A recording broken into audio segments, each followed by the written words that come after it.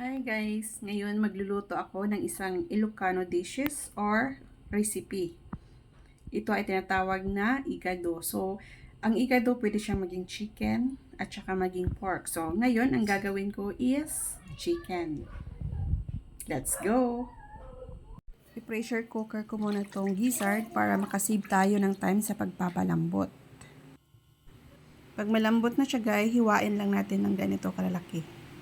Parang strip, i-strip natin. Ito ang mga pangunahing sangkap ng ating igado. May chicken liver. Nagtutunaw ako ng atsuite sa mainit na tubig pang pakulay mamaya. May laurel, onion, ginger, garlic, patatas, bell pepper, green peas, at saka carrots. So magpainit lang tayo ng ating oil sa ating frying pan. So, may leftover oil ako na ginamit sa pagluto ng fries. Yun muna gagamitin ko para disaya. Magigisa tayo ngayon ng bawang hanggang maging golden brown at saka isunod natin ang luya. Halu-haluin lang natin at ilagay na natin ang onion or sibuyas. Pag okay na lahat, ilagay na natin ating gizzard na pinakuluan. Ito ay malambot na para makasave tayo ng time. Isunod na natin ang chicken liver.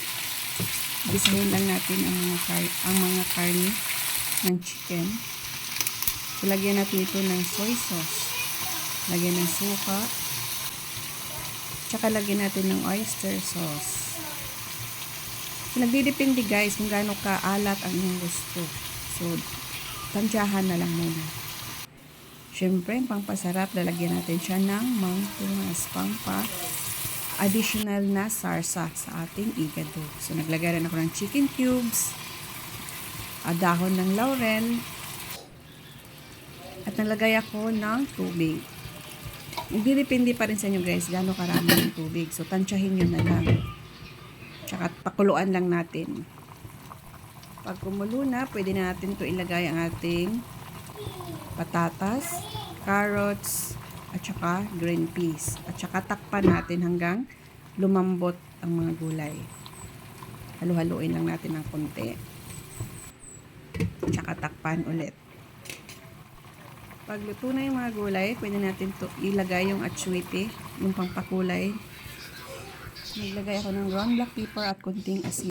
Ayan, tikman natin. Pag okay na ang lasa, pwede natin ilagay ang pinakahuling ingredients natin, ang bell pepper. So, nagpapabango ito sa ating igado. So, ayan guys, luto ng ating chicken igado. Thank you for watching.